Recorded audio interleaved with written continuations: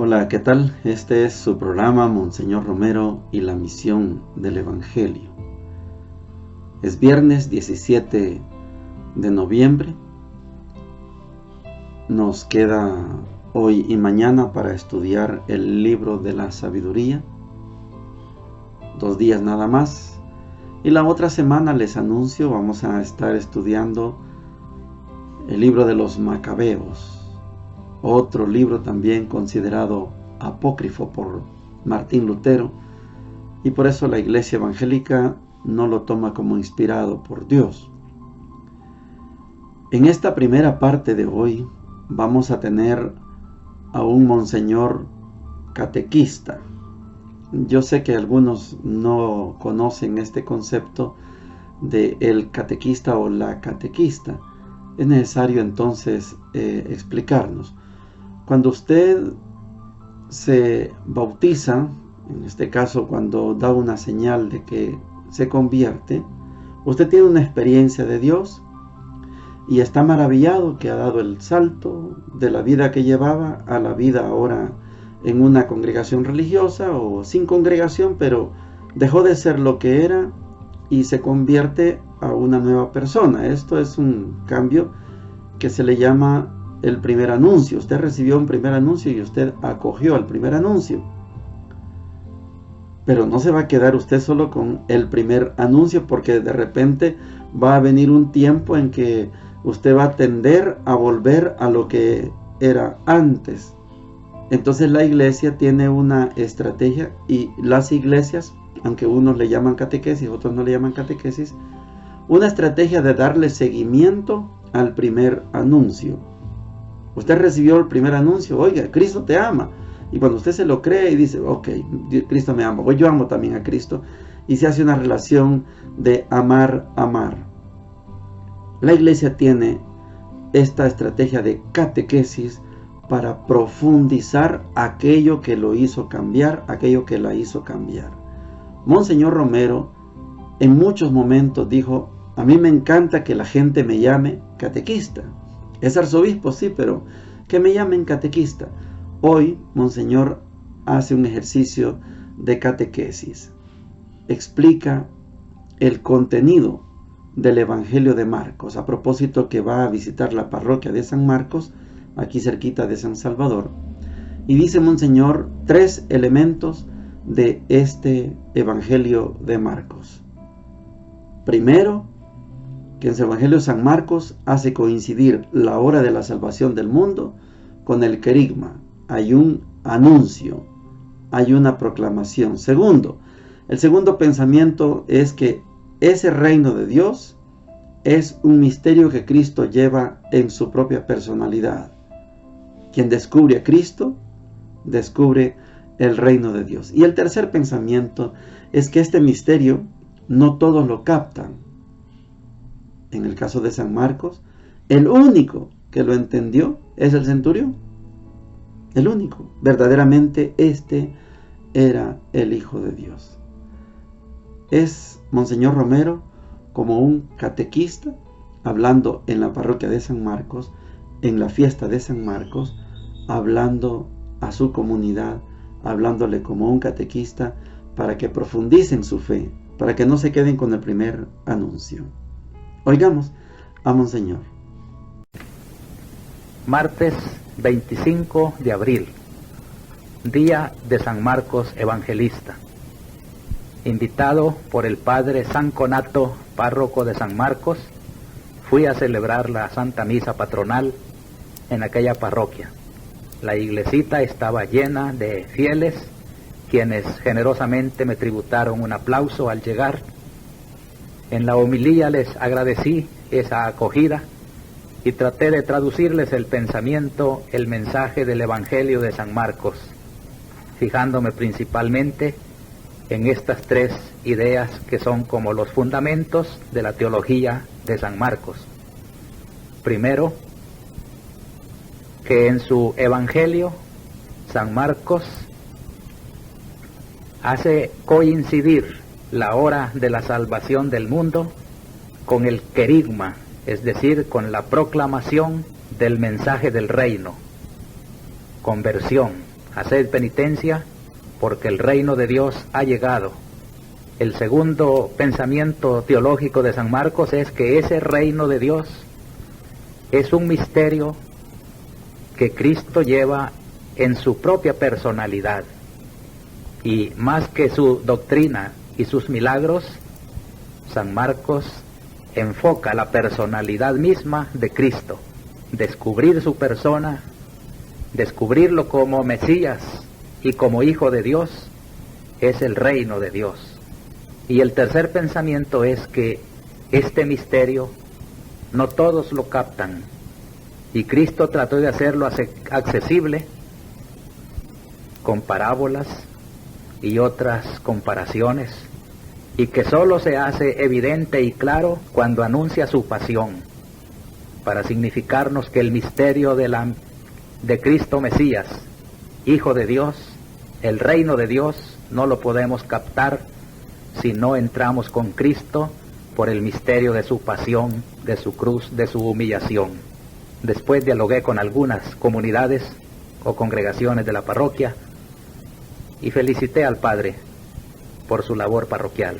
Lo mismo que en él, envié un saludo a todos los padres franciscanos de la provincia de Venecia, que precisamente tiene como patrono a San Marcos. Que San Marcos proteja esa labor apostólica que los padres franciscanos italianos han desarrollado en nuestra arquidiócesis. Por otra parte, las hermanas que trabajan en comunidades parroquiales organizaron una expedición a los cantones de San Pedro Perulapán y me informaron por la tarde la desolación, la angustia, la aflicción, el temor que ha quedado como consecuencia de los atropellos a la dignidad humana que allá han hecho elementos del ejército y de orden, reprimiendo todo intento de organización de aquellos pobres campesinos. Llegamos a la sección de la palabra de Dios para este día, viernes 17, viernes de la semana 32 del tiempo ordinario. Se nos acaba esta semana, nos quedan 2 nada más ya para estudiar el tiempo ordinario. Solo hoy y mañana tenemos para estudiar el libro de la sabiduría. Hoy vamos a llegar al capítulo 13. Es una enseñanza fuerte, desafiante, sobre todo para aquellas personas que se dicen científicos, estudiosos, académicos, y que en algún momento degradan el pensamiento de Dios y degradan a las personas que creemos en Dios. El libro de la sabiduría tiene prácticamente una palabra para todos los grupos humanos. Sabiduría 13, del 1 al 9, dice lo siguiente: eran naturalmente vanos todos los hombres que ignoraban a Dios y fueron incapaces de conocer al que es, partiendo de las cosas buenas que están en la vida, y no reconocieron al artífice, fijándose en sus obras, sino que tuvieron por dioses al fuego, al viento, al aire leve, a las órbitas astrales, al agua impetuosa, a las lumbreras celestes, regidoras del mundo. Sí, fascinados por su hermosura, los creyeron dioses. Sepan cuánto los aventaja su dueño, pues los creó el autor de la belleza, y si los asombró su poder y actividad, calculen cuánto más poderoso es quien los hizo. Pues, por la magnitud y belleza de las criaturas, se descubre, por analogía, el que les dio el ser. Con todo, a estos poco se les puede echar en cara, pues tal vez andan extraviados buscando a Dios y queriéndolo encontrar, en efecto, dan vueltas a sus obras, las exploran y su apariencia los subyuga porque es bello lo que ven, pero ni siquiera estos son perdonables, porque si lograron saber tanto que fueron capaces de averiguar el principio del cosmos, ¿cómo no encontraron antes a su dueño? Palabra de Dios, te alabamos, Señor. Yo sé que puede parecerles extraño que un autor de, pensemos, 130 años antes de Cristo, a lo mejor 60 años antes de Cristo, haya tenido la capacidad de identificar a Dios como el hacedor de todas las criaturas, como el creador de todas las criaturas. Mientras buena parte de la humanidad, incluyo aquí al mundo griego, que tenía una infinidad de dioses, el mundo romano, una cantidad de dioses, el mundo babilónico, un montón de dioses, el mundo egipcio, un montón de dioses, y todas esas divinidades eran criaturas. ¿Y qué pasó con esas criaturas? Fueron consideradas dioses. Y usted y yo, ¿a quién veneramos? ¿No veneramos al que hizo todas esas criaturas?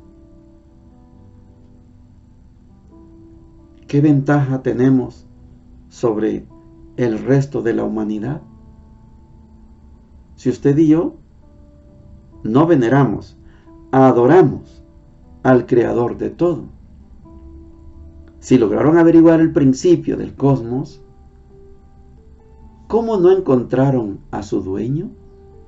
Si tienen la capacidad de saber la unidad más pequeña, que en algún tiempo pensamos que era el átomo, pero ahora, es decir, si antes creíamos que eso celeste se llamaba cielo y que ahí estaba Dios, y ahora vemos que hay unas grandes constelaciones donde los telescopios, por muy modernos que sean, no alcanzan a cubrir todo eso. Entonces, es decir,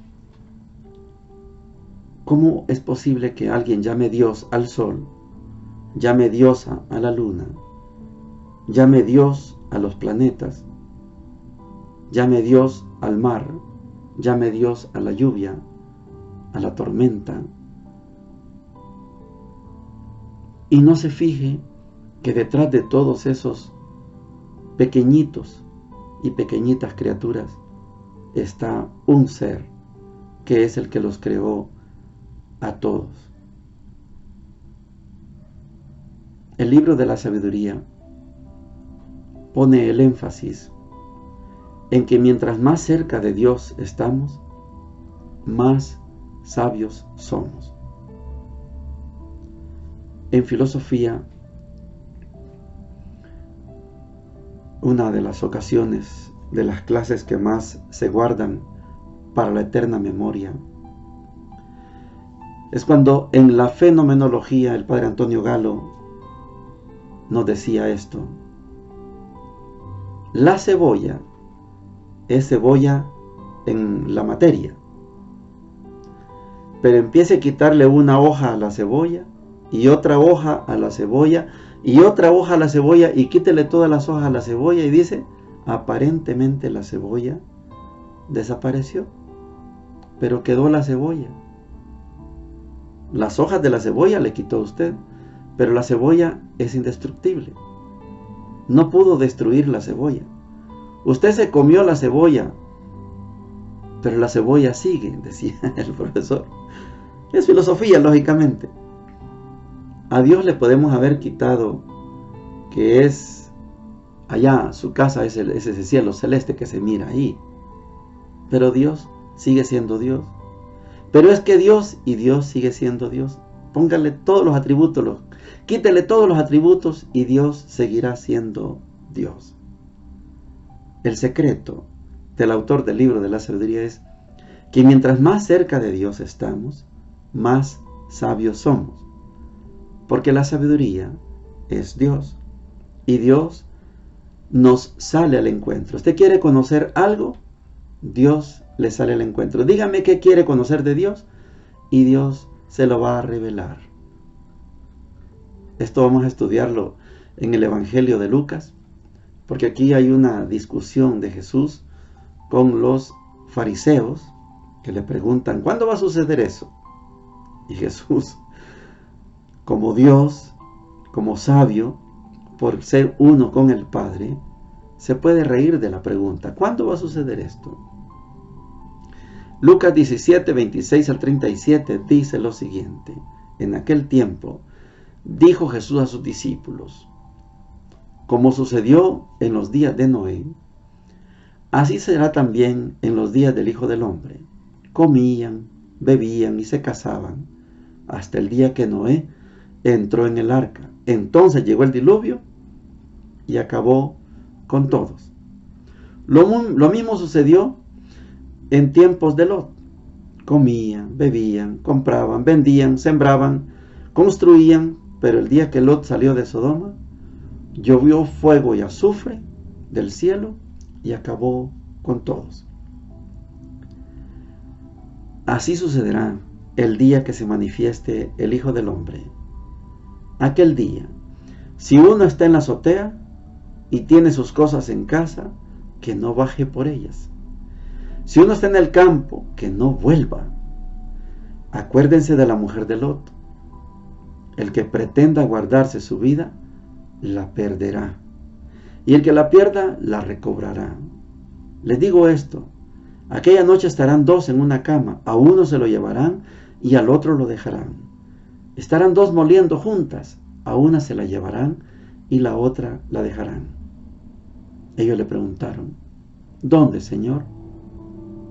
Él contestó, donde se reúnen los buitres, ahí está el cuerpo.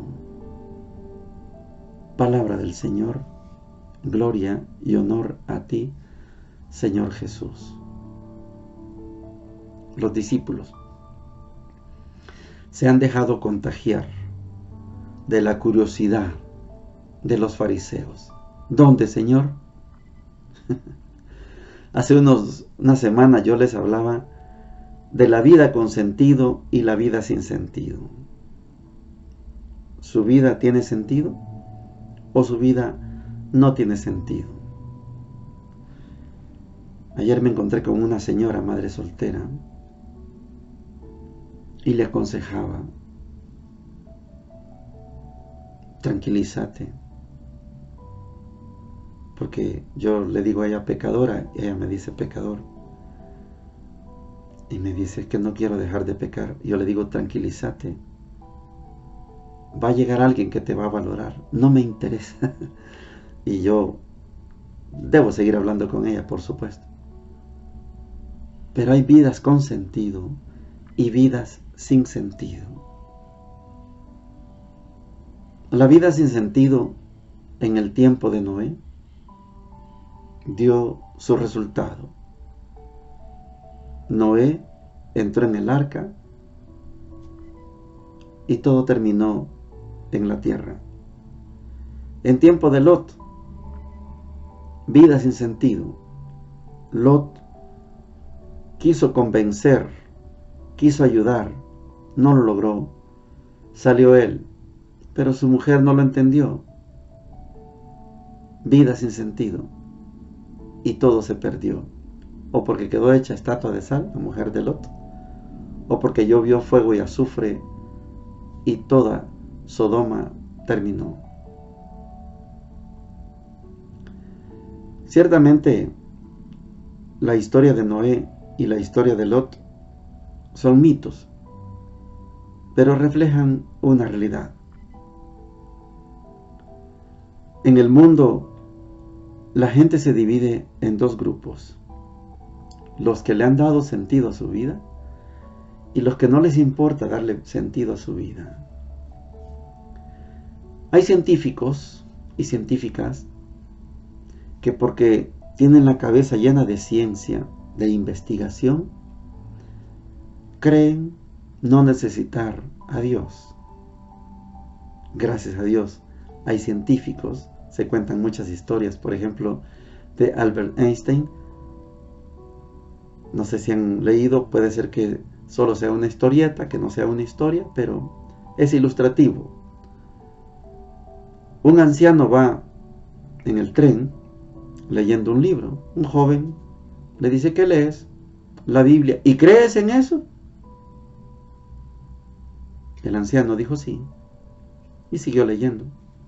El muchacho le interrumpía y le interrumpía, y le dijo: te voy a dar un consejo, le dijo el muchacho al anciano: estudie los científicos y verá que eso no sirve de nada, la Biblia. Pero cuando ya se iban a bajar, el científico le preguntó al joven: ¿cómo te llamas? Le dijo el nombre el joven. ¿Y tú? Le dijo el joven al anciano. El anciano le contestó: me llamo Albert Einstein. Hay científicos que no permiten que la ciencia les nuble la cabeza. Hay científicos y científicas que mientras más estudian, más aman a Dios. Hay pequeñitos científicos, caricaturas de científicos, investigadorcitos, que con que descubran algo, ¡ay! Eso celeste es aire. Ya no creen en Dios. ¡Ay, que fui a la luna y no vi a Dios! Ignorante. Pero creen que por tener un poquito de conocimiento, ya son dioses. Ya no necesitan de Dios. Vida con sentido, vida sin sentido. Así pasaba en tiempos de Lot. Así pasaba en tiempos de Noé. Así va a ser el momento del Hijo del Hombre. Ni cuenta se van a dar. Van a vivir su vida sin sentido. Dichosos y dichosas, bienaventurados y bienaventuradas los que le encontraron un sentido a su vida y vivieron amigos de Dios para siempre. Frente al primer anuncio, continuaron una catequesis, como este programa. Este programa es una catequesis. No crean ustedes que yo lo hago para ganar suficientes seguidores. Eso no es lo importante. Quieren que les diga, el primer beneficiado de este programa soy yo, porque me obligo a darme catequesis todos los días. Todos los días. Me siento muy mal el día que no puedo hacer el programa. Es una catequesis. Estoy tratando de que mi vida tenga sentido. Y espero que ustedes también le den sentido a su vida. Que no crean que porque ya conocen una verdad superior, entonces ya no creen en Dios. No. Descubran al creador de todo eso. ¿Quién le dio el pensamiento? ¿Quién le dio la capacidad de raciocinio? ¿Quién le dio la capacidad de sentir? ¿Quién le regaló este nuevo día? Usted abrió los ojos, yo abrí los ojos y estamos respirando de nuevo. Dios está detrás de todas las bellezas. Dios es el hacedor de todo, incluso de lo que no conocemos y un día vamos a conocer. Bendiciones para todos y para todas.